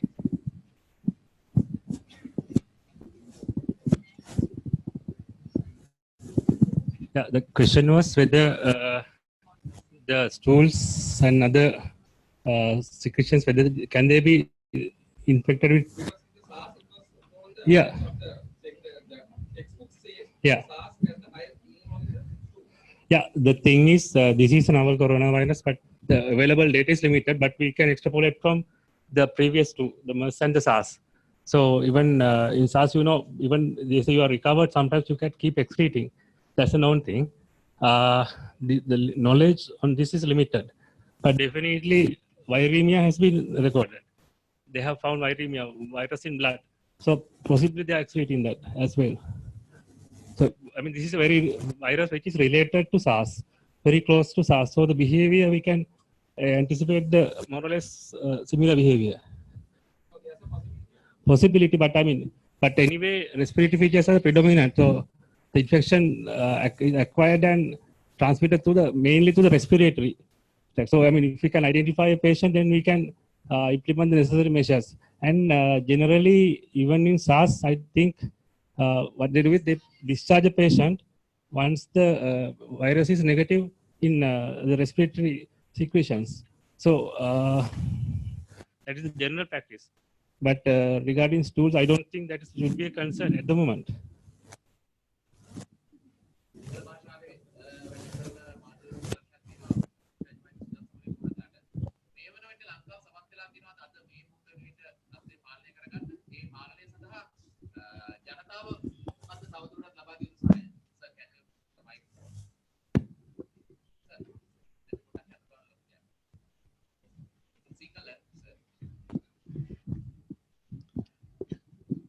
තියෙන ප්‍රධානම ප්‍රශ්නය තමයි මේ රෝගය රටට ඇතුල් වීම. ඒක පාලනය කිරීම සඳහා කරන කටයුතු ටික පැහැදිලි වුණා මේ සාකච්ඡාවේදී. මෙතෙන්දී වැදගත්ම දේ තමයි එතකොට යම් කිසි විදිහකින් මේ රෝගය වැළඳිච්ච කෙනෙක් ලංකාවට පැමිණීම සහ ලංකාවේ රෝගය නැතත් රෝගය වෛරසය සමග ලංකාවට ඇවිල්ලා ඒ මුල් සති දෙක තුලදී ඔවුන් හඳුනා ගැනීම. ඒ සඳහා යාන්ත්‍රණය ක්‍රියාත්මක වෙච්ච නිසා තමයි මේ අපි අඳුනාගත්තු පළවෙනි චීන ජාතික කාන්තාව ඒ දැනුවත් වීම තිබුණ නිසා තමයි පළවෙනි චීන ජාතික කාන්තාව ඒ රෝග ලක්ෂණ ආපු පළවෙනි දවසේම ඇතුළුනේ. අපි හිතන්නේ ඒක එක්තරා විදිහට සාර්ථක දෙයක්. ඊළඟ දේ තමයි අපි ඒ යාන්ත්‍රණය ක්‍රියාත්මක කරලා තියෙනවා. අපි දැනුවත් කරලා තියෙනවා, ජනතාව දැනුවත් කිරීම කරනවා මේ විශේෂයෙන්ම චීනයේ සිටලා හෝ නැත්නම් මේ ප්‍රදේශවල සිට ලංකාවට පැමිණෙන අය.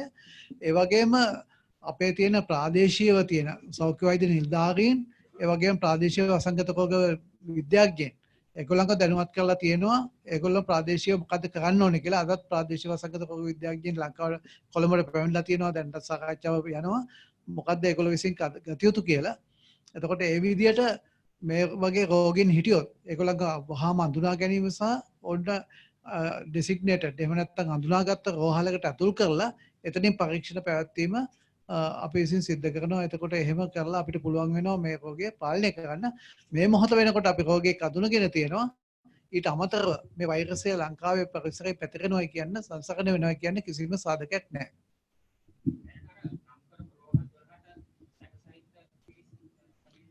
සමහර රෝහල් කිහිපයකට රෝගීන් පැමිණලා තියෙනවා.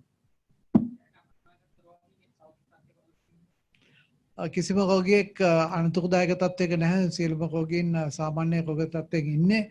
ගොඩක් අය රිකවර් වෙනවා. සමහර අඳුරගත්ත මේ සැක කරපු අය දැන්ටමත් ඩිස්චාර්ජ් වෙලා ගිහිල්ලා තියෙනවා.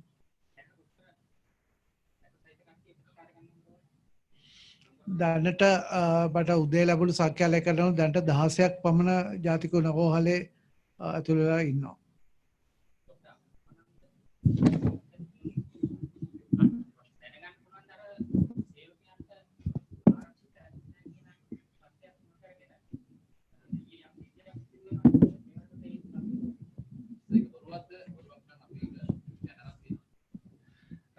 ඒක සම්පූර්ණ බොරුවක්.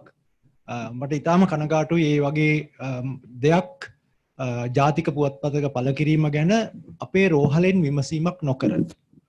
දෙවන කාරණය අද උදේ රූපවාහිනියේ මේ පුවත් කියවනකොට මේක බොහොම සෞඛ්‍ය සේවකයන් බොහොම නිර්දය ලෙස විවේචනය කරලා තියෙන මේ පුවත පදනම් කරගෙන.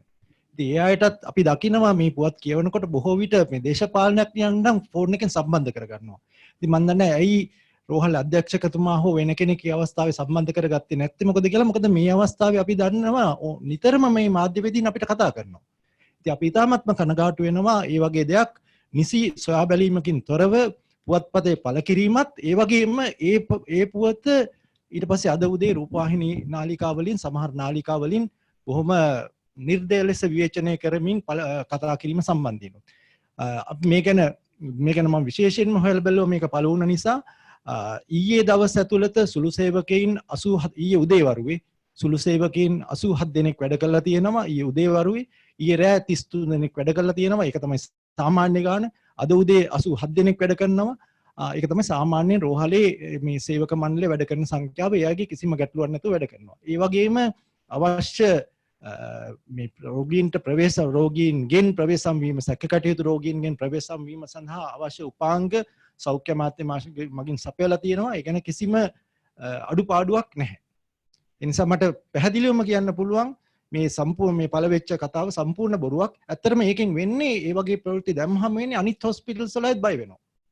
අනිත් රෝහල් වල ඉන්න සේවකයන්වත් බය වෙනවා. ඉතින් ඒ නිසා මේ වගේ වැරදි මත දැනටම ජනතාව බය කරලා තියෙන්නේ. මේකට සම්පූර්ණයෙන්ම වගේ කියන්න ඕන මේ සෝෂල් මීඩියා සහ අපේ ට්‍රැඩිෂනල් මීඩියා. අපි දන්නවා දැන් අපි දැක්ක පහුගිය දවස්වල මම හිතන්නේ මේ කියන්න ඕන මේ වෙලාවේ.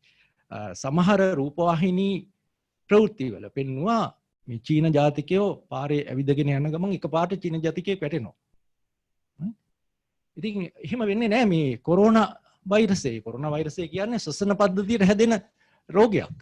ඉතින් ඒකෙදි වෙන්නේ මේ නියුමෝනියාව හැදිලා අමාරු වෙන අයටත් වෙන්නේ නියුමෝනියාව හැදිලා කැස්ස වැඩි වෙලා හුස්ම ගන්න අමාරු වෙලා තමයි මේ රෝගීන්ට අසාධ්‍ය තත්ත්වයන් එන්නේ. එහෙම නැතු මේ ඇවිදගෙන යන මිනිස්සු දරස් ගාලා වැටෙන්නේ නැහැ. ඉතින් මේවා පෙන්නුවාම ඊට පස්සේ මිනිස්සු බය වෙනවා. ඉතින් අපි දැක්කා පෙරේදා මේ බය වීම නිසා සිද්ධ වෙච්ච දෙයක් මම හිතන්නේ ස්ටොක් එක්ස්චේන්ජ් එකේ කවුරු හරි වැටෙනවා කවුරුහරි ළඟට යන්නේ නැහැ මේ SARS කියලා කොරෝනා කියලා බය වෙලා. ඉතින් ඒ தත්ත්වය ඇති කිරීම ගැන අපි ඉතාමත්ම කනගාටු වෙනවා. ඒ නිසා අපි වගකීමෙන් ඉල්ලා සිටිනවා මාධ්‍ය වලින් මේ අවස්ථාවේ වගකීම් යුතු විදිහට වැඩ කරන්න. මේක මේ බය විය යුතු තත්ත්වයක් නැහැ. ලංකාවේ එක රෝගියෙක් හොයාගෙන තියෙන ඒ රෝගියා වුහාන් වලින් ඉඳලා ආපු කෙනෙක්. ලංකාව තුල මේක පැතිරෙන බවට කිසිම දැනට සාධකයක් නැහැ. එහෙම එන්නවද කියලා බලන්න අපි හැම උත්සාහයක්ම ගන්නවා. එහෙම ආවොත් ඒ සඳහා නිසි පියවර ගන්න සෞඛ්‍ය අමාත්‍යාංශය සම්පූර්ණ අවශ්‍ය ක්‍රියාමාර්ග අරගෙන තියෙනවා. ඒ නිසා කරුණාකර ඒ පණිවිඩය ජනතාවට දෙන්න.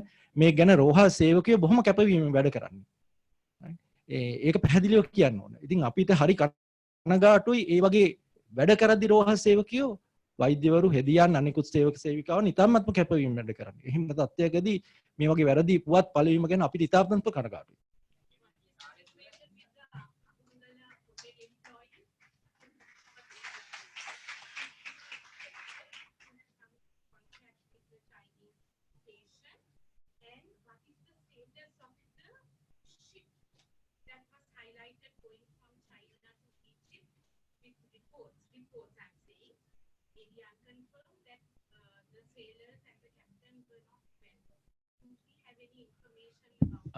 I don't know about the ship. Sorry, I haven't heard. I don't know whether Sudat has anything.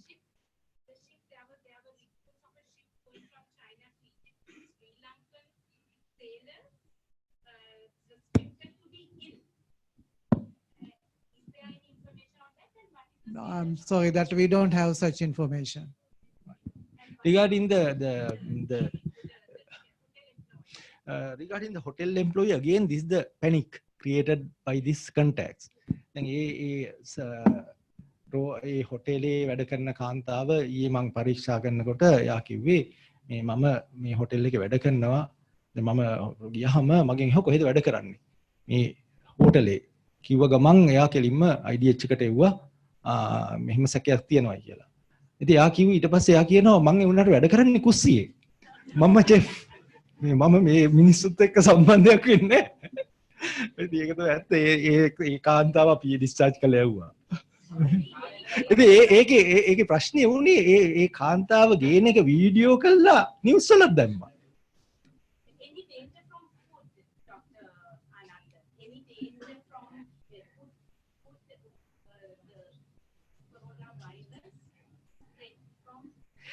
දැන් අපි මෙතනදී දිගටම ප්‍රකාශ වුණා වගේ මේ වෛරසය අලුත හොයාගත් එකක්. ඒ නිසා අපි මේ ගැන දන්න තොරතුරු 100%ක්ම දන්නේ නැහැ. හැබැයි පොදුවේ ගත්තාම මේ කොරෝනා වෛරසය මේ තාපයෙන් බොහොම ඉක්මනට විනාශ වෙනවා. ටෙම්පරේචර් එකකින් බොහොම ඉක්මනට විනාශ වෙනවා. ඒ නිසා මේ උයන කෑම වල ඒක තියෙන විදියක් නැහැ.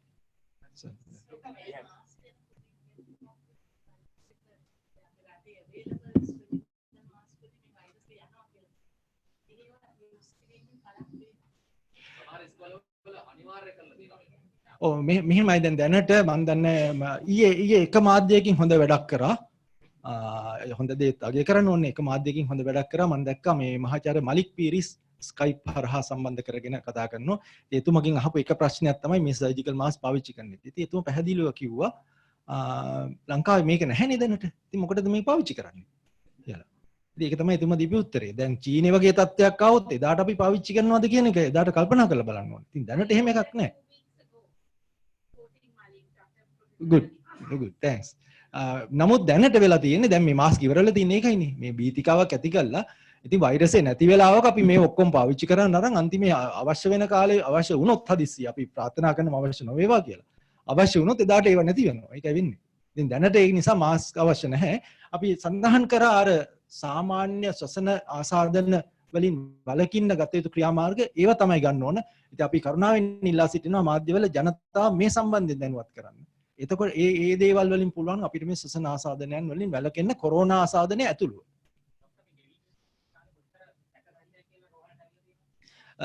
ඊයේ වෙනකොට ඇවිල්ලා තිබුණා 23 දෙනෙක්. ඊට පස්සේ රෑ තව මං හිතන්නේ 8 දෙනෙක් විතර ඇතුල් වෙලා තිබුණා. ඒ මේ දක්වා ඇතුළු සියලුම අය.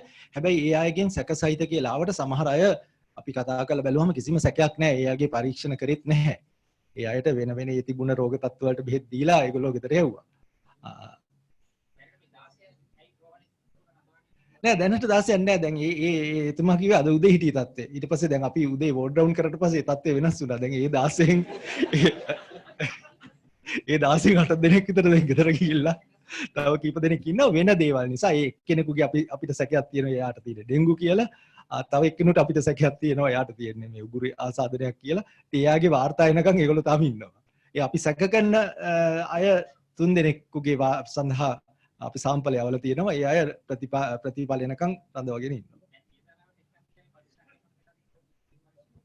දියතලාවට මේ දක්වා කවුරුත් එක්ක ගිහිලා නැහැ. නෑ දැනට මම දන්න මමත් ඒක ගැන දන්නේ නැහැ. මම දැන් ඩොක්ටර් සුදත් ඒක ගැන කියන්න පුළුවන්ද කියලා. සෞඛ්‍ය අමාත්‍යාංශය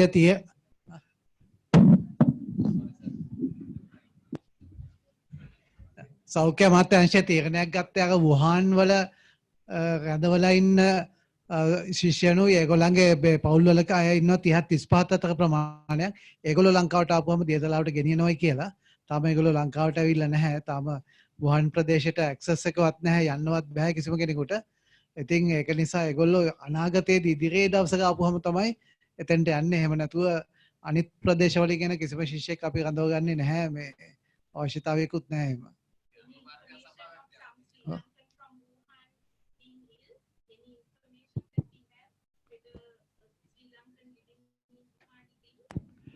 Yeah, that's at the early stage. The one student was admitted. I don't know the exact situation now.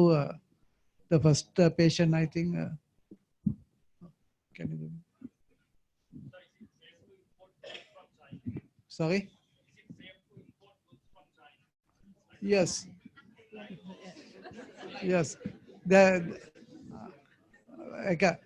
With the available evidence, there is no any harm that that importing any good.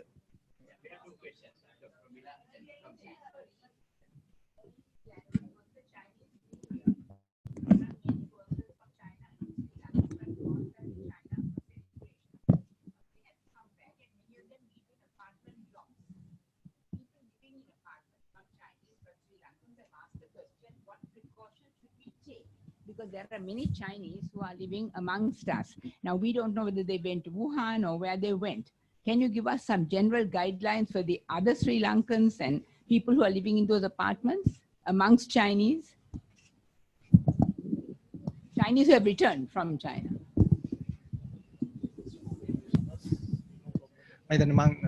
මං සිංහලෙන් උත්තරය දෙන්නම්. මේක විශේෂයෙන් මං විශ්වාස කරනවා මේක ජනතාවට දැන එක වැදගත් කියලා.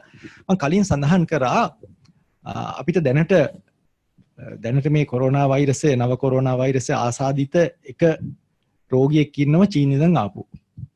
එහෙම නැතුව අපි දන්නේ නැහැ මේ වෛරසය දැනට ලංකාව තුළ පැතිරෙන බවට කිසිම සාධකයක් නැහැ. හැබැයි ඉන්ෆ්ලුවෙන්සා වෛරසය තියෙනවා. ඉන්ෆ්ලුවෙන්සා වෛරසය වැළඳුණු රෝගීනුත් ඉන්නවා.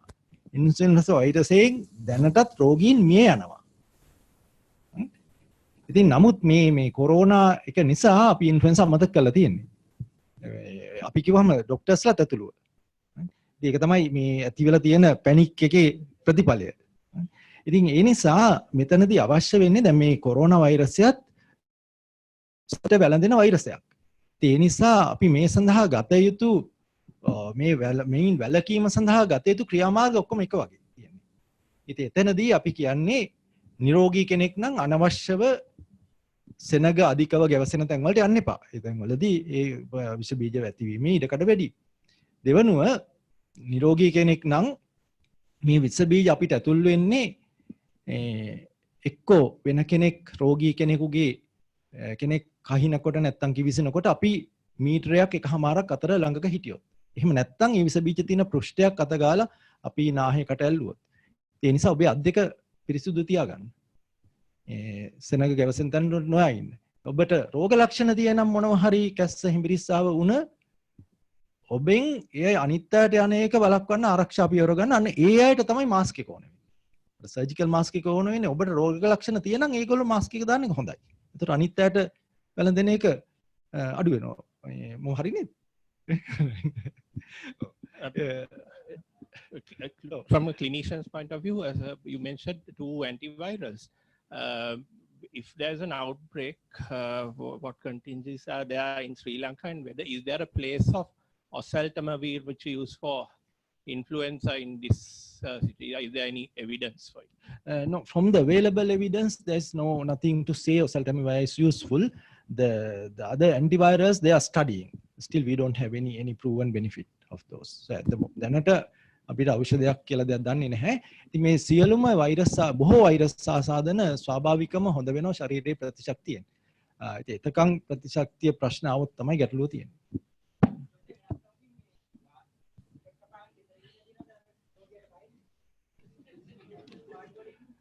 වෙනත් රෝගීන් ගෙදර යාමට වඩා වෙලා තියෙන්නේ රෝගීන් ඇතුල් වෙන එක එන එක අඩු වෙලා තියෙනවා.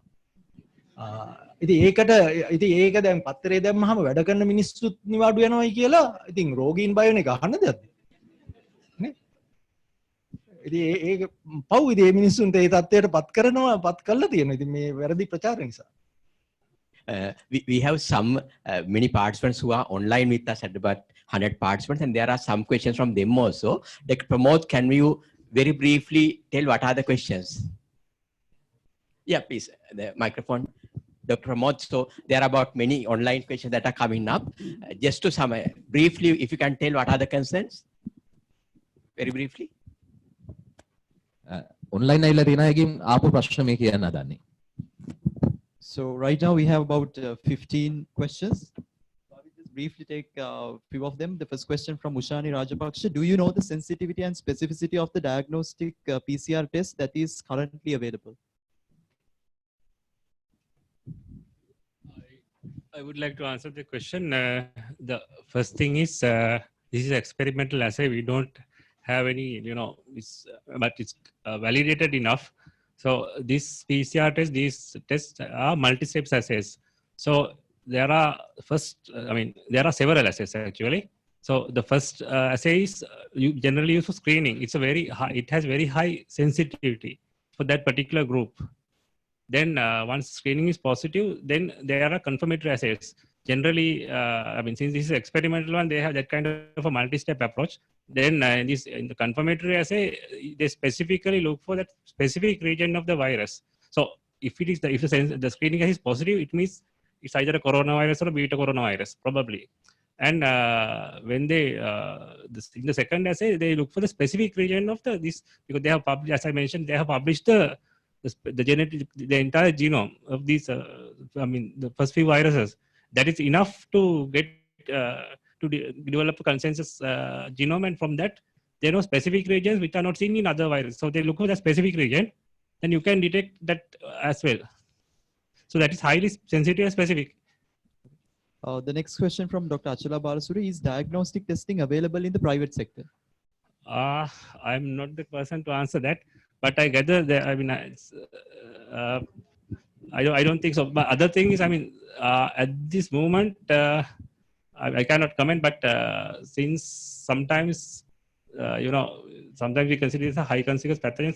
So that case, it would be better if you can direct a patient to the government channels, rather than going for the private sector at the moment. At the moment, in the private sector, no test is available. Right. From Dr. Dinesh Fernando, how should the deaths be managed? In case of an autopsy is required, what is the danger to the pathologist and the staff?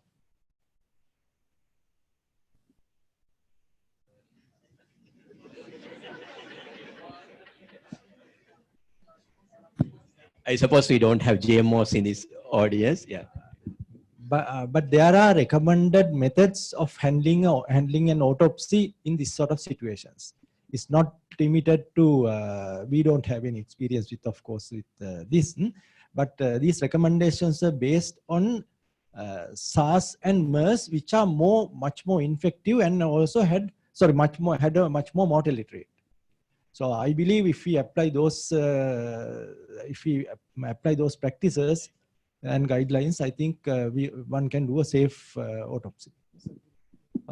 The next question, if the virus can survive in low temperature and humid environment, is it safe to quarantine suspected people in an area like Diyatalawa?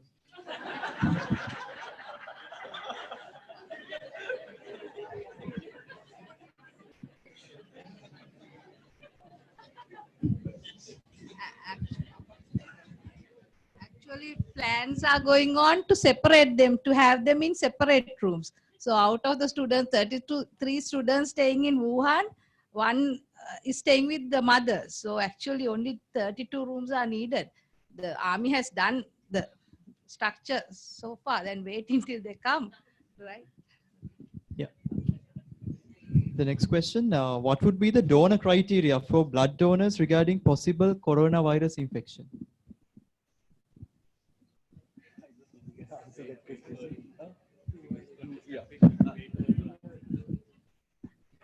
I don't think anybody can answer that question in the world probably. We don't have any data. The next question from Rajita, how do you define a case? Do you admit all the people arriving from China or people who have traveled Hubei province, China? Actually, at the moment what we practice is the WHO criteria says to suspect for the suspected case, the definition is if a patient is coming from Wuhan with respiratory symptoms or somebody had direct contact with the patient. However, to be on the safe side, we have slightly changed that. We consider any patient with respiratory symptom coming from China, not only from Wuhan, coming from China. This is to have better safety for our people as a suspected case. All right. The next question. But they have to have respiratory symptoms and or a direct contact with the patient. Right. The next question from Dr. Ishara Vijayasinghe. What are the factors that would determine high mortality in an individual?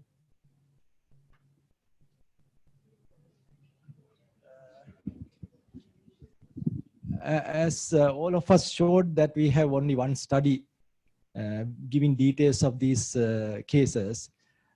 So according to that, the old age is the possible understood the reason. And the comorbidities, yes, yeah. But there is a small series, only a small series of this. I think other questions maybe we can ask from a resource person and then post them online because we have our online platforms.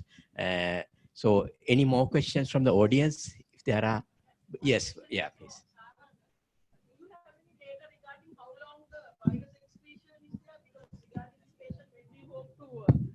Discharge now, even without clinical symptoms, is there any data to say that how long the virus excretion is? Actually, madam, the available data is limited, so very limited. So anyway, it's too early to discuss about the dynamics of the virus. But so it depends. So what I have looked at CDC criteria. So what they say is that it should be individual assessed. The patient should be individual assessed. So the WHO criteria, it says, I mean, what is given is they say that if the patient has recovered, then you can to wait 24 hours and discharge, isn't it? Yeah. The CDC and other countries, especially UK, US, they take it seriously. I mean, they take anything seriously. So in that manner, they would test the patient for a negative result, and then only they release it. So we also have taken it seriously. So actually, in any other case, patient would have been discharged by now. Patient is okay, but we are keeping her just because to be on the safe side.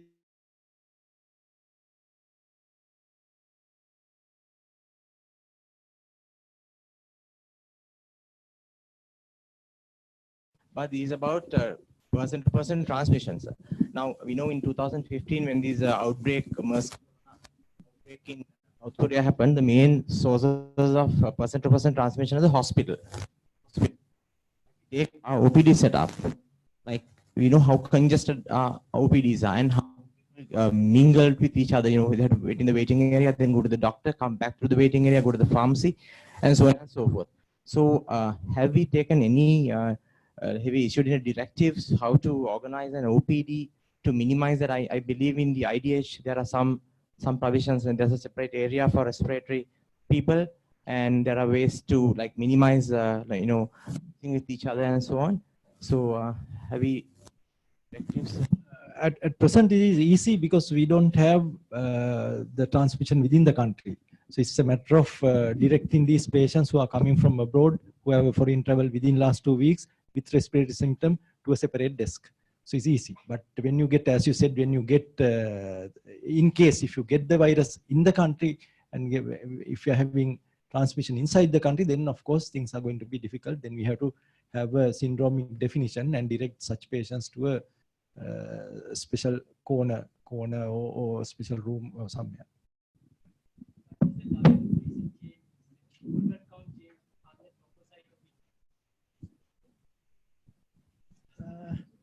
In the study published, what was shown was they had leukopenia and lymphopenia.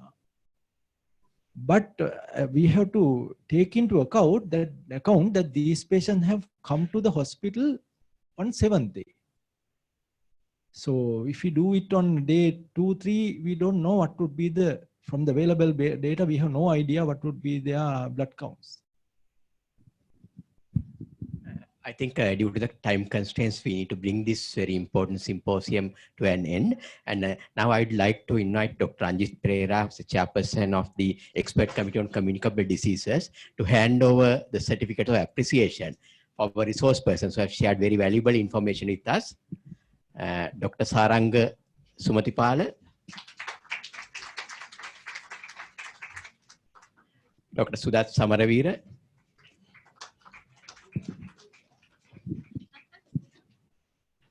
Dr. Ananda Vichavikrama,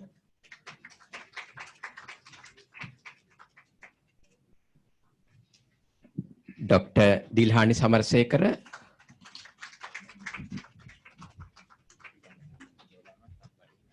Dr. Sapumal Danapala, and Dr. Indrakanta Velga. And with that, we come to the end of a very important symposium that was conducted by SLMA. And I thank all of you for attending this very important symposium. I would like to specially express my gratitude towards the Expert Committee on Communicable Diseases, Dr. Ranjit Pereira, Dr. Lushan Jayasuriya, Dr. Hasini Bannahaka, and the Media Committee, including Dr. Pramita Mahanama, and other members of the committee and the SLMA. And I'd also like to thank the resource persons who have shared very valuable information with us and sharing and clarifying a lot of doubts. And very importantly, all of you, because this shows your concern and commitment towards health in the country. And few final messages, let's work together because the message was very clear. There's no need to panic and we have to work together and have faith on our health system and help our health system to come out with this issue. So let's work together and make sure that Sri Lanka is safe. And have a great day and enjoy the rest of the day. The lunch will be available for all of you and it's provided by Hemas Pharmaceuticals. And finally, again, thank you very much.